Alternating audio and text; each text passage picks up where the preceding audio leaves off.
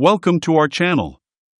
Today, we discuss something that sounds like science fiction but is quickly becoming everyday reality: the automation crisis no one is ready for. For decades, we've been told that automation is coming. That robots will take over repetitive factory jobs. That self-checkout machines will replace cashiers. That software will streamline offices and make life easier.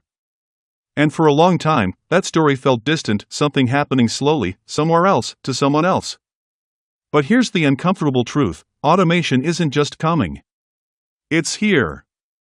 And it's accelerating faster than our institutions, economies, and minds are prepared to handle. When we think of automation, many of us picture robotic arms assembling cars in factories or conveyor belts moving packages in giant warehouses. And yes, that's part of it. Companies like Amazon have already built massive fulfillment centers where robots and humans work side by side, with algorithms deciding routes, storage, and timing down to the second.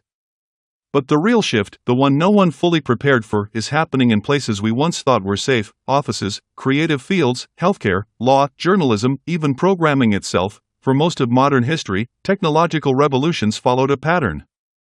First came mechanization, which replaced muscle. Then electrification and mass production replaced manual systems. Later, computers replaced calculations and record-keeping. Each time, new jobs emerged to replace old ones. Farmers became factory workers. Factory workers became service employees. Service employees became knowledge workers. There was disruption, yes, but eventually, balance returned. This time feels different. Artificial intelligence systems can now write reports, generate code, design logos, edit videos, diagnose medical images, analyze contracts, and even produce music. Tools built by companies like OpenAI and Google can draft essays, summarize research papers, and answer complex questions in seconds. What used to take hours of skilled human labor can now be done instantly at near zero cost, and that changes everything. The automation crisis isn't about robots replacing factory workers. It's about algorithms replacing cognitive labor. It's about software outperforming humans not just in speed, but in consistency and cost. It's about entire industries quietly restructuring themselves around systems that don't sleep, don't ask for raises, and don't need health insurance. But here's where it gets more complicated. Automation doesn't usually wipe out jobs overnight. Instead, it changes them. A graphic designer might not be fired, but suddenly they're expected to produce 10 times more work using AI tools. A journalist might still have a job, but now they're editing AI-generated drafts instead of reporting from scratch. A programmer might still code, but they're increasingly supervising AI code assistants rather than writing every line themselves. This creates a strange in-between phase. On paper, employment numbers may not collapse immediately. But the nature of work shifts in subtle, destabilizing ways. Wages stagnate.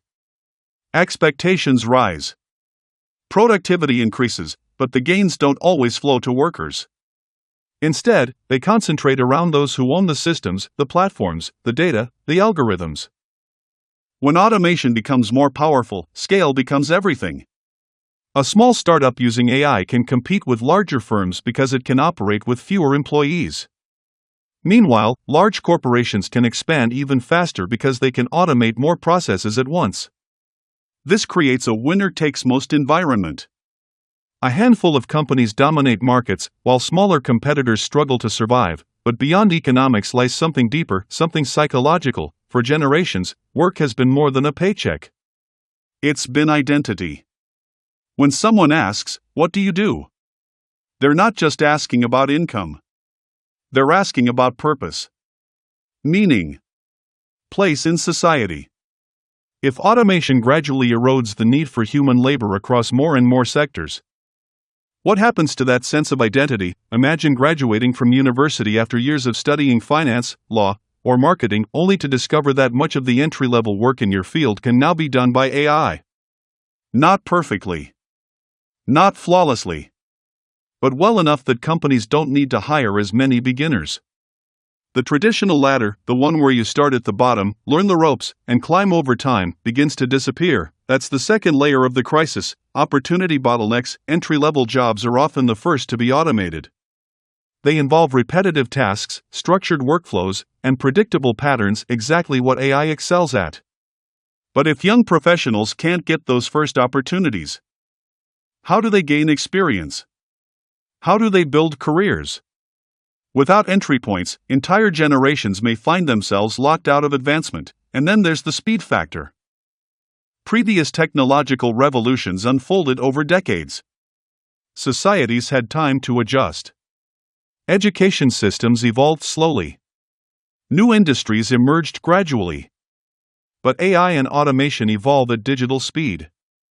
A new model can be released today, integrated into thousands of businesses tomorrow, and reshape workflows within months. Governments move slowly. Educational reform takes years. Labor laws lag even further behind. The result is a widening gap between technological capability and social adaptation. Consider transportation. Self-driving technology, developed by companies like Tesla Incorporated, is steadily improving. Fully autonomous systems aren't yet universal, but partial automation is already common. Ride-hailing platforms are investing heavily in autonomy. Notice we say when, not if, self-driving becomes widespread, millions of drivers worldwide could be affected.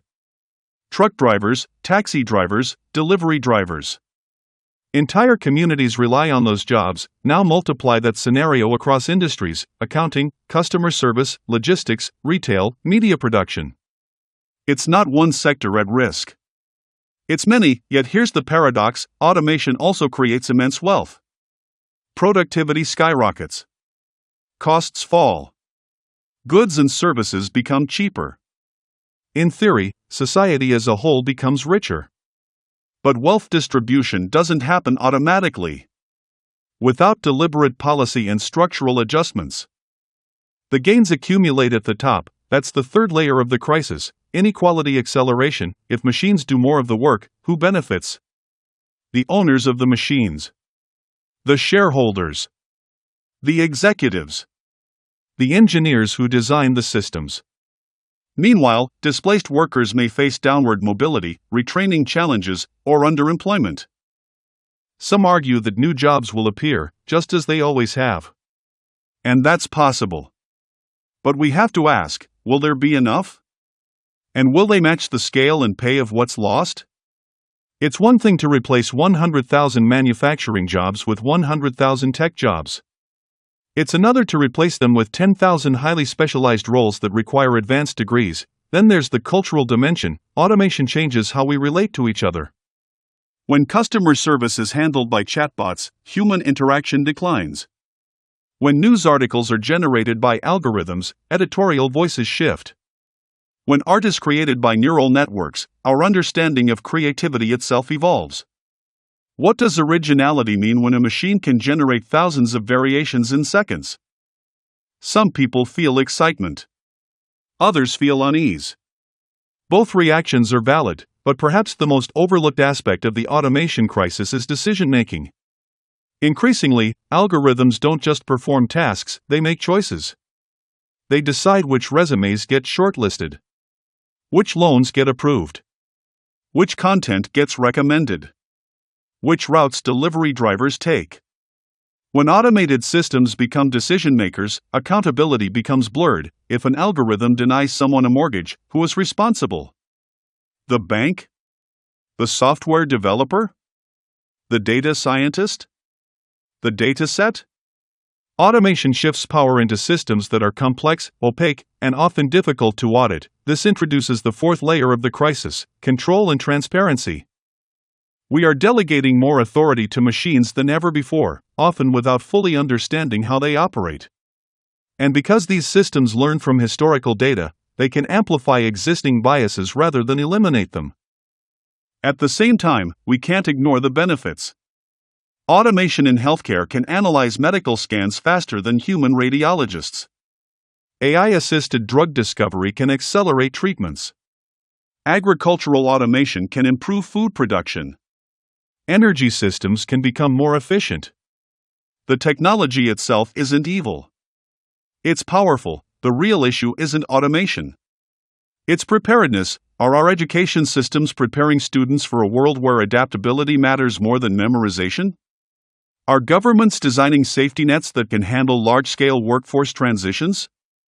Are companies investing in reskilling, or simply cutting costs? The automation crisis isn't a single dramatic event. It's a slow-burning transformation that reshapes everything quietly. One software update at a time. One workflow adjustment at a time. One job description rewritten at a time, and perhaps the most unsettling part is uncertainty. We don't know which roles will be safe.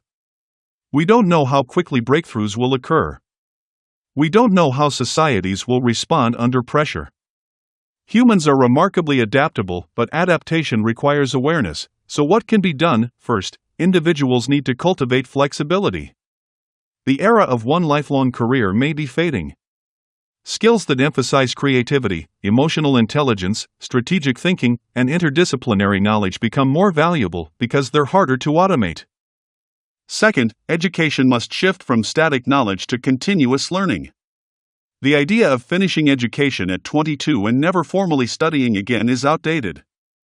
Lifelong upskilling becomes essential. Third, policymakers must confront difficult questions about income distribution. Concepts like universal basic income, shorter workweeks, and job guarantees are no longer fringe ideas. They're being discussed seriously in response to technological disruption. Fourth, companies must rethink responsibility. If automation increases profits dramatically, do businesses have a moral obligation to support displaced workers? Should retraining programs be standard practice rather than optional benefits? These questions don't have simple answers.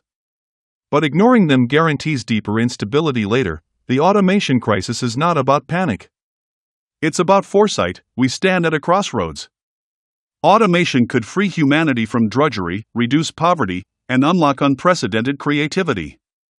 Or it could intensify inequality, erode job security, and create widespread social unrest.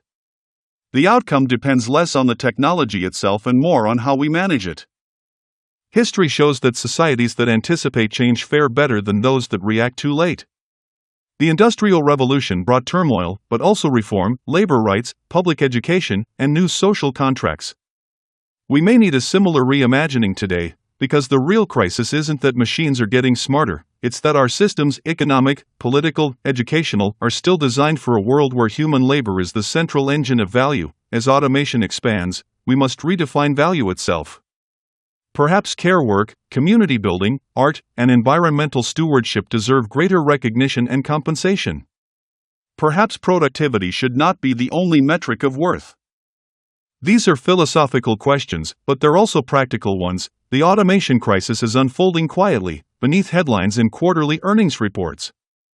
It's in the AI tools integrated into office software. It's in the predictive algorithms guiding supply chains. It's in the self-service kiosks at airports. It's in the code assistants writing code for developers, and most people are not ready. Not because they're incapable, but because the conversation hasn't caught up to the reality. So the real question becomes, will we shape automation, or will it shape us? If we wait passively, the incentives of profit and efficiency will dominate. If we engage actively, through policy, innovation, and public dialogue, we can steer the outcome toward shared prosperity. This isn't about fear.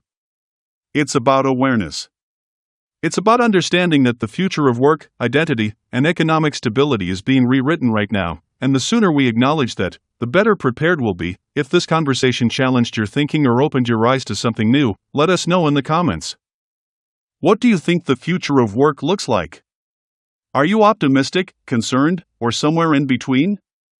We want to hear your perspective. Make sure to like this video if you found it valuable, subscribe to the channel for more deep dives into the forces shaping our world, and share this with someone who needs to start thinking about the automation way before it's too late, because the future isn't waiting, and neither should we.